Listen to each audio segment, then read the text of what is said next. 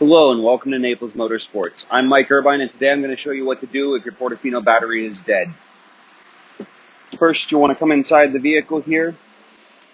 Right underneath the steering wheel in the middle of the dash, there's a little red lever that will release the hood. Come around to the front of the car here. You go to the Ferrari emblem and go a little bit to the right. There's a lever that lifts up. Take a look here. This lever lifts up and towards the middle of the car.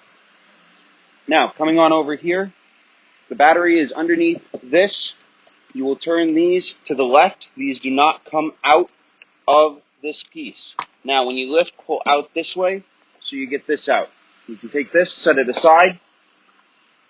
Today I'm going to show you with the jump box here. Set this here. If you look in here, there's a cover. Hit these two clips. You can pull the cover off. This is going to be your positive. So you will take jumper cables and attach to anything on the red over here. If you look over here, this is your ground for the negative. There, and that'll allow you to get your car going. Just repeat these steps to put it all back together, and feel free to call us at Naples Motorsports if you have any questions. Thanks for taking the time to watch, and have a good day.